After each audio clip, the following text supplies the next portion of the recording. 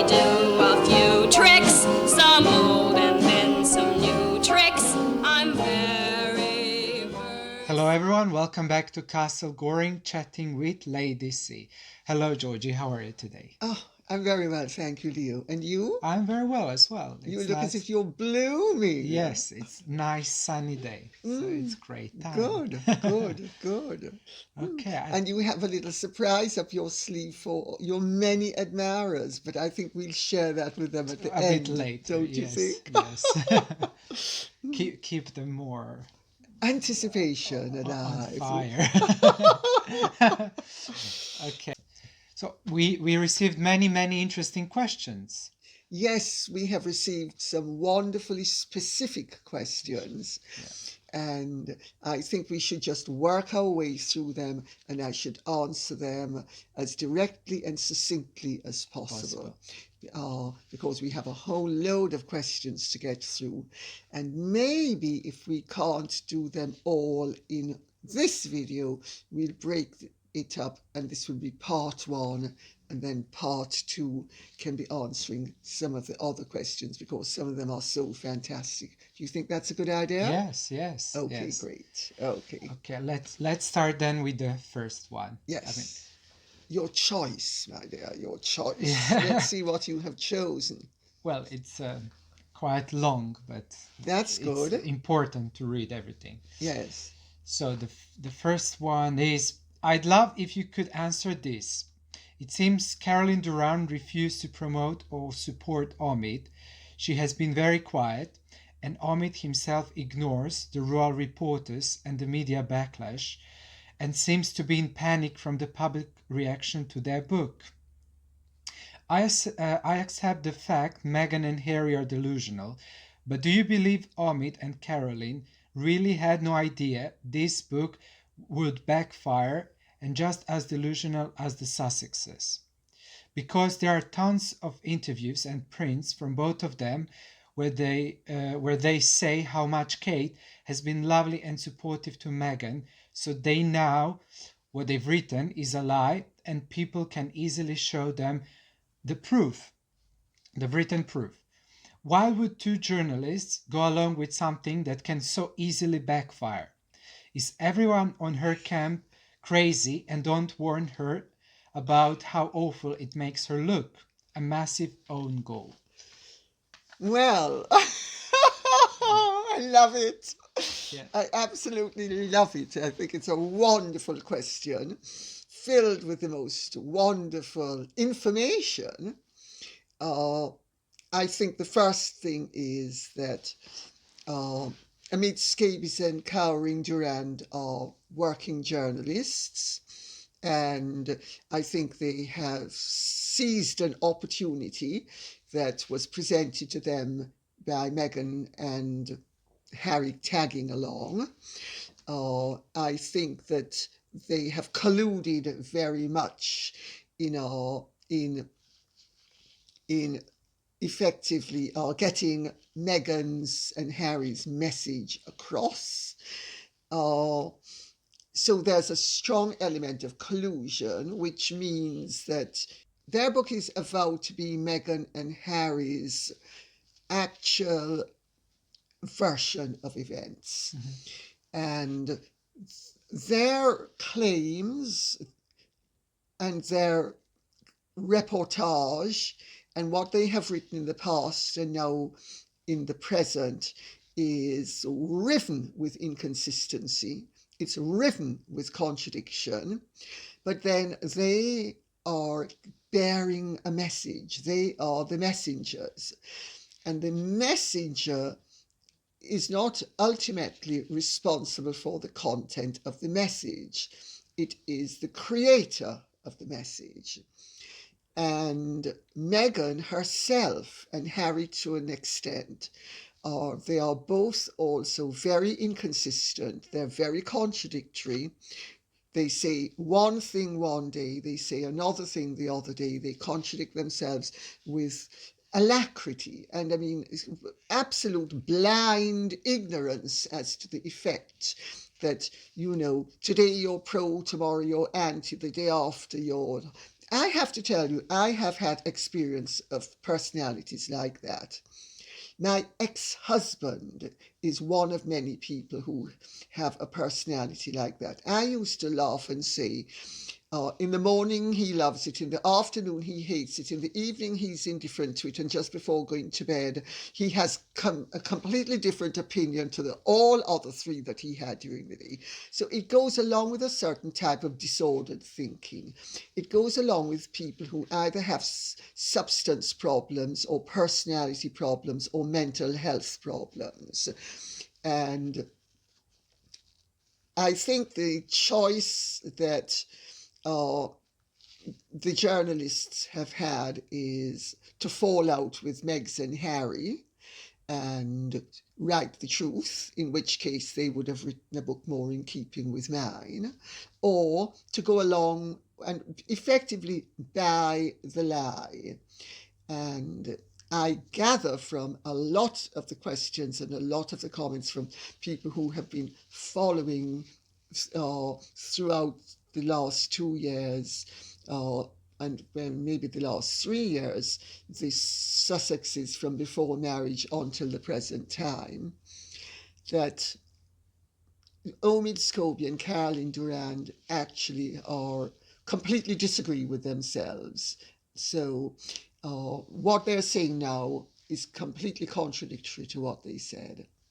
Well, I think the short answer is they've done it because they want to make the money. It's as simple as that. And if they had done anything else, they would have no more access to the Sussexes. They would have evoked the fury of the Sussexes, who cannot stand anybody disagreeing with them at any time, and who have been happy to really basically lie about everybody's treatment of them and everybody's motives. So if you mix in the gutter, don't be surprised if you come up stinking. And I suspect that both those journalists are most likely extremely surprised at the reaction that they have received, as is the protagonist of this all, which is doubtless Meghan Markle, with Harry backing her up. And I think they're most likely all very surprised that people have actually, wow, gosh, golly gee, do you know 2 and 2 make 4? Crikey, no. I think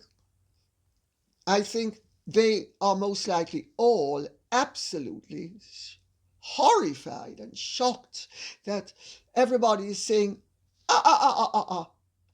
2 and 2 don't make 22, they make 4. And they're most likely, wow, crikey, can you believe all these people actually have, we've not been able to dupe them. We've not been able to pull the wool over their eyes. Crikey. Oh, God. You mean people aren't as dumb as we thought they were? People don't. Because I think there is a tremendous element of contemptuousness in the behaviour of all the parties involved. Because the 4 parties involved, namely Harry, Meghan, amid Scabies and Cowering Durrant, can have had absolutely no ignorance of the fact that this version they are telling now does not agree with previous versions that all of them have espoused. Well, I have to say, I would have been embarrassed to unmask myself with the aptitude that both of those writers have, because they have unmasked themselves and they have in the process also unmasked Harry and Meghan.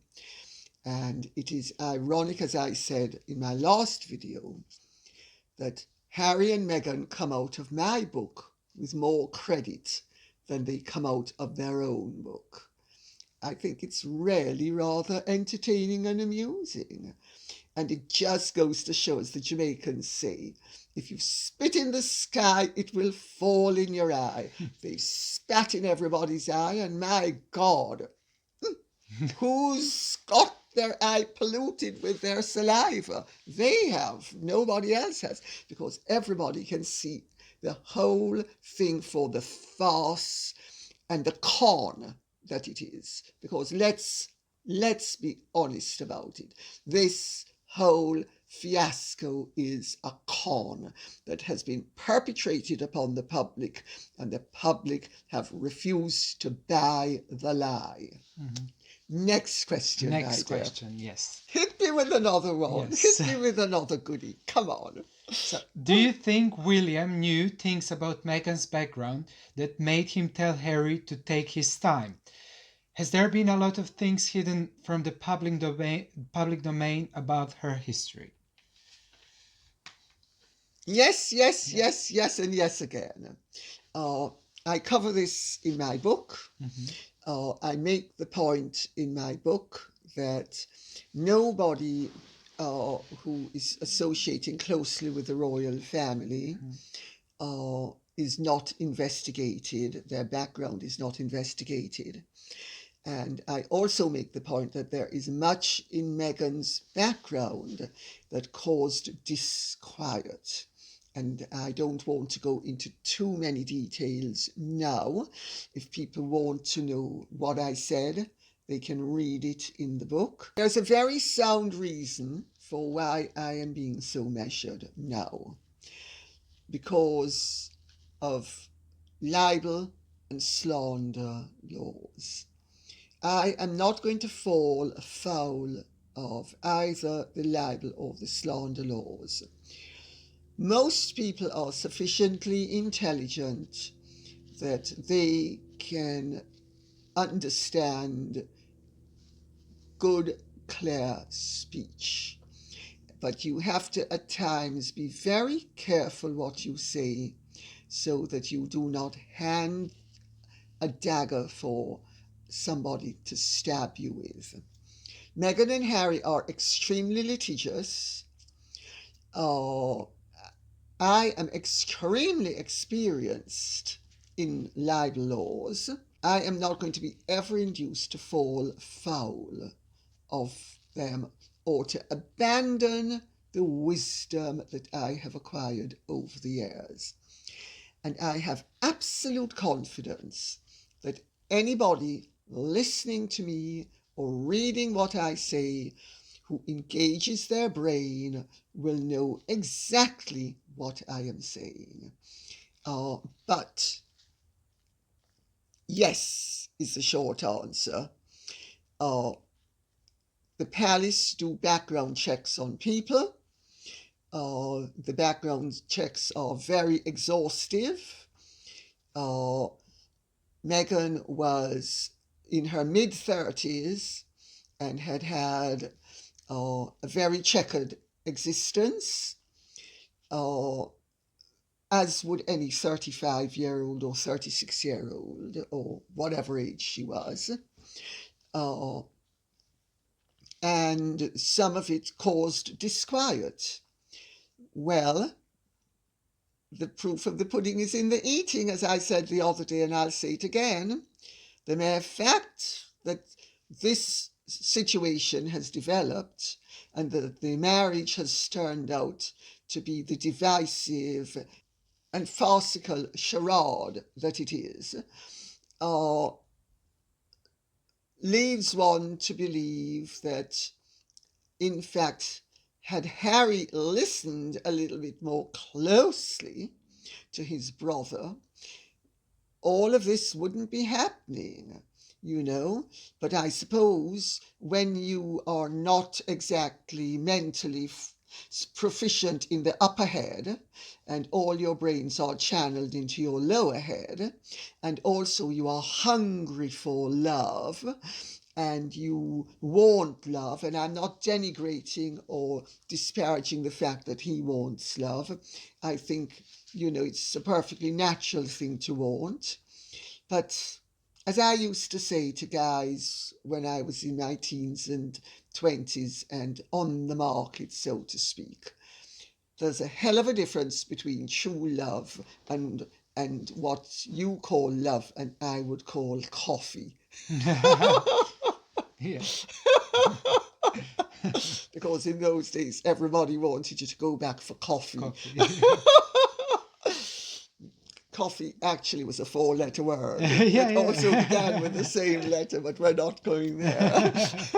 So, shall we go to the next question? Yeah. Leo, Yes. would you like to treat all of us to something a little bit off topic Yes. that might be entertaining? Yes, yes. Go on, let's break this up with, instead of it all being about the book, the other book, so the let's victims galore. Oh my God, I've suffered so greatly.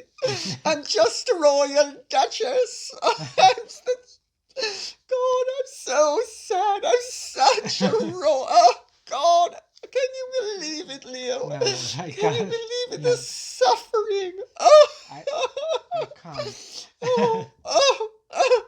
You will be fine. I think I'd make a good actress, Yes, don't you think? yes. Well, Better maybe a than bit Meghan. over the top, rather like Megsy Baby. So let's have something that's off topic to sort of leaven the loaf, so to speak. Yes. Yeah. So the next question is, does Lady C have orbs in the room or something beautiful sparkling in the background? And are the pictures in the background a young Queen Victoria and hubby? That question, Leo, is well chosen because several people, I gather, have asked the same thing. Yes. Because some people think it's evidence of ghosts in the house, and that the house being rather old, that there are possibly ghosts. Well, we do have ghost busting events here, it's got to be said. And people have psychic activity, or whatever it's called. I'm very practical and down to earth and very Catholic about things like this. So I feel as long as I'm doing in the present what I should be doing, everything else is going to take care of itself. So I don't concern myself with such things. And if there are ghosts here, they're certainly very respectful of me because they've never made their presence felt to me. A lot of people have asked the question, and a lot of the ghost hunting people, say that they feel things, etc., etc. So it was nothing sparkling in the background, as you know, unless the sun. I mean, one must always opt for a rational explanation over an extraordinary explanation. And my rational possibility would be that the chandelier was on. There's a rather large looking glass in the room. The sun was shining in. The chandelier might have caught the light of the sun, and somehow that reflected via the looking glass. It's possible. It's possible. It's also possible it's ghosts. I don't really know, and it doesn't matter because either way, whatever it is, I'm sure you'll agree, it's warm, friendly, and benevolent. Yeah. So it's fine. And yes, though those are pastels of Queen Victoria and Prince Albert when they were young. He was rather good looking, wasn't he? Yes. It's very nice pictures. Thank you. Sorry, repeat that. They are very nice pictures of them. Thank you. Well, I rather hesitated hanging them up at first, actually, because, Queen Victoria was not the most beautiful. And I mean, she looks as good as she can possibly look in that picture. But still, you wouldn't have called her an oil painting. And I hesitated to hang them up. And finally I thought, oh, what the hell, I'll hang them up and see what happens. And I hung them up, and she actually looks really nice in the room, doesn't she? Yes. And the whole room goes well. Well, of course, as you will know, and I don't think everybody else will know. The reason why that room is dedicated to her is because when she used to stay here, when it was owned by Sir George Peachell, who was an equerry of hers, he used to have to give up his master bedroom and master boudoir and surrender them to Queen Victoria. And so they are called now Queen Victoria's bedroom and Queen Victoria's boudoir in honour of her visits. And so I sort of carried through on the theme by having the little bust of Queen Victoria and the portraits, the two pastels of them. Yeah, it's very nice. I thought I also had a chinoiserie theme in it, which I rather like. Yeah, it is. And so it's a little bit of this and a little bit of that, but it all works, I think, hangs together well. Yeah. Shall we return to something more contentious? Because I'm sure that's what a lot of people will want. Yes. Maybe not everybody, but a lot of people, I think, will want something a little bit more contentious, especially now that the melee is taking place and there are all sorts of punchifying things going on in the background. Yes. Oh, by the way, I think I ought to say there is a reason why I call the author amid scabies, because he was a mighty nuisance with us behind the scenes in the run-up to the book. And let's leave it at that. I like the fact that one can pun on his name and it's somewhat alliterative, because, of course, rarely, scabies is a very itchy, uncomfortable thing, and to be amid scabies means that you are amid something very discomfiting. And I think that the whole matter of their book is an exercise in discomfiture.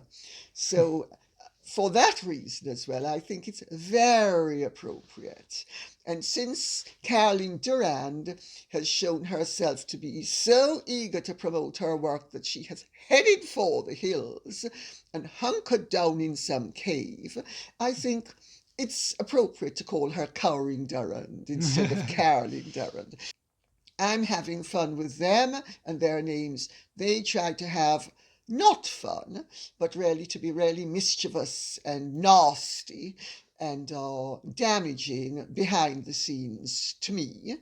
And I think, well, what goes around comes around, and although I'm not being nasty, I'm being mischievous. And I think if you begged for it, you deserve it. And they deserve rather more, but I'm not going to give them more than that.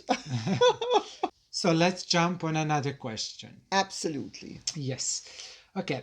Has the title of prince ever been removed from a royal once they have had it for many years, and for what reason?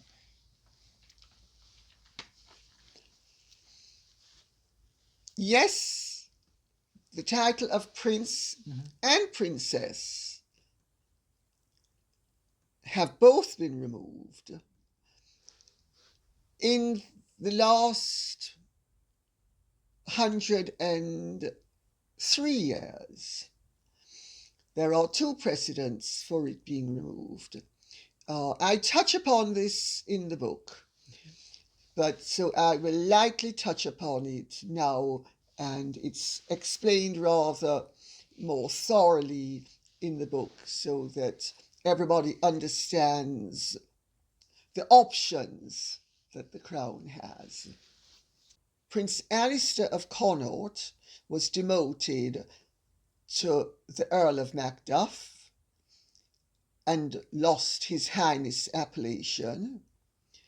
And Princess Patricia of Connaught was 2 years later demoted, and she was deprived of her title and became Lady Patricia Ramsay. And she actually said to Princess Margaret, whatever you do, do not ever give up your title, because you will live to regret it. She was very popular, Patsy Ramsay, in Scotland. And in fact, her granddaughter was somebody I knew and helped me with a ball that I organised in 1991, if I remember correctly. Eliza Ramsey. And really nice girl. So yes, there are two precedents really quite recently. The titles are within the gift of the monarch, and the right to withdraw them is also within the gift of the monarch. They're not peerages, they are titles. Next question. So the next question is, I'd like to delve into the Archie pregnancy. Did she, in your opinion, actually carry him? Somebody really hates me. In fact, I know several people really hate me or love me. I'm not quite sure which one, because there are many variations on that theme. Again, for legal reasons, I have to be very careful what I say, and I cover the matter very thoroughly in the book. I know what many people feel and what many people think and what many people believe. To